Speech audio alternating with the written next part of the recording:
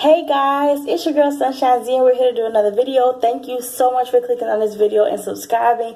And if you have not subscribed, please go ahead and do so now so that you do not miss any more of my upcoming videos, because I will be following this. And make sure you have your notifications on so that you don't miss nothing. But listen, we're here to talk about, of course, as you can see the title, the Surviving R.Kelly documentary that had came on tonight. And I'm not going to do it in a traditional sense, which is where I would go blow for blow, because that was a lot. It was 2 hours long. That's a lot of shit, and I ain't got time. But I will tell you how I felt about a lot of things, my personal reaction to it.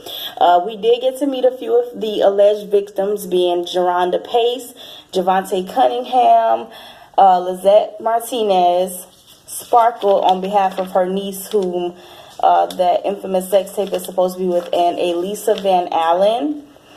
His brothers also spoke on his behalf as well, Carrie and Bruce. Bruce is currently incarcerated right now, but Carrie is out, and he has been giving interviews. He did an interview with Tasha K, where he revealed a lot of things about their childhood, R. Kelly, and their growing up. And also we got to see R. Kelly's ex-wife, Andrea Kelly. And basically, they just talked about his upbringing. He was not a street kid. He was not in the street life. He was always inside playing with his piano and things of that nature. You know, he was illiterate, so he could not read and write and things of that nature. And he was bullied horribly for it. But when it came down to music, he was just like this little genius. He was molested from the ages of 7 to about 13. R.Kelly says that their older sister, Teresa, is the one who actually was molesting them both. However, I wasn't there, so that's allegedly. I wasn't there, I don't know. But that's what he said. And if R. Kelly did an interview, which he did do, and he said he's not going to throw any of his family members under the bus, that lets me know that somebody in your family did it and you're protecting them. And I understand that. That's okay. You know, I understand that that's your personal choice. But it wasn't fair what they took from you. Now, that was not right, but you got the right to not want to talk about your personal business. Anyway, moving along, his music teacher even said that she knew that something was going on in the home, because for him to be so young, his lyrics and stuff about what he was writing about in music class and his performances were way too sexual. And most times when you meet a child that is overly sexual and they want to hump all the time and all this crazy stuff, it's because something has happened to them. And, you know, that's just how they're responding to it. That's just how they handled the situation, if you know what I mean.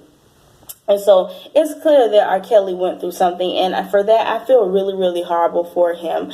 Now, if it is true that he, you know, did all these things to these women that they are alleging that he did, then, you know, it's wrong and it's terrible. And he does need to pay the price. But from what I'm hearing is a lot of these women actually were seeking him out, following him around, and putting up with his nonsense because they wanted to be stars and they wanted to be singers. And so they let a lot of this stuff go on because they had, you know, the money signs and the fame and the glitz and the glamour in their eyeballs.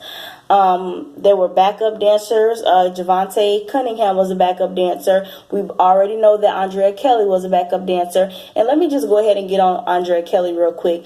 I don't really care to hear anything Andrea Kelly has to say, due to the fact that you were just up in this man and all this other stuff up until your child support stopped. Now, when your child support stopped and you stopped getting your money, then that's when you start having so much to say and want to go on everybody's show and crying and doing all this sniffling with the...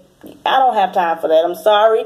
If he did it to you, I'm sorry. But you as a grown-ass woman, Sparkle, saying that your ass peeping out the door, got an ass to come get something to eat. You a grown-ass woman, and you sitting here letting him treat you like this, and there's a front door that you can walk off on, and you know this nigga got to be on tour all the damn time. Girl, bye. No, you stayed there because you wanted to stay there, and that's on you. You know what I'm saying? No, that's on you. I would have left, and because I'm your wife, I'm going to take half, and I'm taking the motherfucking kids, too, because you can't be with them because your ass is on tour all the goddamn time. Ain't no motherfucking way you gonna tell me when I'm gonna eat, pee, or shit, and I'm not in jail, okay? So a lot of these women, you know, did these things on their own. You know, they kind of followed him around, and I'm not taking up for him, I'm not putting victim blaming and all that shit there, because I have shared with you guys on multiple times that I was molested myself, but it was not by grown-ups, and I would not be a grown-ass woman or a 17-year-old having somebody doing all kind of shit to me, because at 17, honestly, I thought I was grown anyway, and there wasn't much you can do to me that I wouldn't beat your ass for. But moving on, They did talk about Aaliyah. His ex personal assistant says that, he was definitely involved in a sexual relationship with Aaliyah. He was there when they got married. He was the witness or what have you. Javante Cunningham is the one who is alleging that while they were on the tour bus, his door swung open. You know how on the tour bus they got all the little bunk beds right there, and then in the back they got that big old bed. Well, she's the one that's alleging that the door just flew open and she saw R. Kelly having sex with Aaliyah while Aaliyah was like 15 or what have you. And then there was a possibility that Aaliyah was pregnant and they rushed off to get married. There is a marriage license that was real, but her parents did have the marriage annulled. A lot of this stuff we already pretty much knew from the media because stuff has been going around about him for so long. So a lot of this stuff we already knew. But I personally feel that when it comes to Aaliyah, because of how he's so treated the situation and refuses to flat out speak about it, is she's the only one he ever really loved and cared about. And I think he's tried to duplicate these other women into her, by even the way that they dress with the hats and the baggy clothes and the jogging suits and stuff like that. He tried to duplicate what he lost. You know what I'm saying? I think that was the only woman that he really loved. And it's sad because she was a child, and I understand, that sometimes you can fall in love, but I feel like as an adult, R. Kelly should have been way more careful and way more, just think smarter than that. But I do want to get onto something that one of the people in the documentary mentioned, which is very true. Back in the days, a lot of male musicians were getting married, sleeping with, and having children with underage women. It just was kept out of the media. There was no social media for anybody to go tell anybody. Like even Marvin Gaye, not to bash him, Marvin Gaye, I think one of the Temptations, it may have been Otis or one of them, but there was a lot of that going on because so many young girls would chase and follow after them. Like I said, a lot of these women let these things go on while they were teenagers because they wanted to sing, they wanted to be famous, and he knew that, and he took advantage of that. And on top of that, where in the entire hell were your parents? That's what I want to know. Where were your parents? Because I'm not going to let my child go flying her ass out to Chicago to be with nobody, and I can't come. No, you can't go nowhere. You're a girl. He's of the opposite sex. He's a grown ass man. I don't care about him being a star. He still got a ding-a-ling in between his pants. Why do you feel like I'm going to let you go? No. But I think a lot of those parents were greedy too.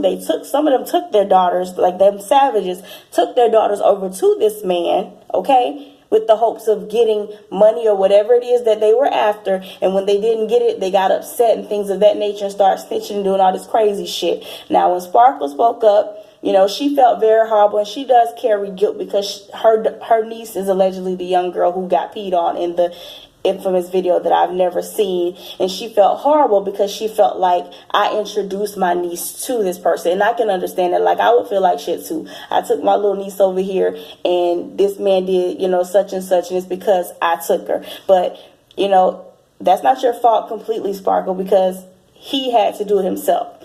And on top of that, the Lisa Van Allen girl, she was 17 when she met him, and she admitted to having sex with several different underage girls because he told her to, including Sparkle's niece, who was 14 at the time, who he was also supposed to be helping with her career. She said she didn't know that she was 14 at the time, but that her and R. Kelly had sex with her because R. Kelly would have her having sex with the girls. But after sex and stuff, the girls weren't allowed to talk to each other, no communication, no looking at them. They got to keep their head down. There's no talking to nobody. They would get their ass beat. Allegedly he caused the Martinez girls to have a miscarriage, and he wasn't even there. Sent her mama a check for $1,000 and kept it pushing, and wrote the song "You Are Not Alone" that was sang by the brilliant, beautiful Michael Jackson, and said it was for her. But overall, it's just a lot of stuff that we already knew, honestly. But, I am going to be honest with you. I after hearing a lot of this stuff and seeing that all of these women and the things that they were saying and the excuses that they continuously gave was because he was R. Kelly and he was a star and you wanted to be a star, I'm sorry, but that's not enough to make me mute R. Kelly. She's Got That Vibe is one of my favorite songs. I'm not going to stop listening to it. I'm not going to throw away all of my R. Kelly CDs. I'm not going to go stomp them or any of those things because they're mine and I bought them and they belong to me and I enjoy the music. I know how to separate the artist from the music. Okay?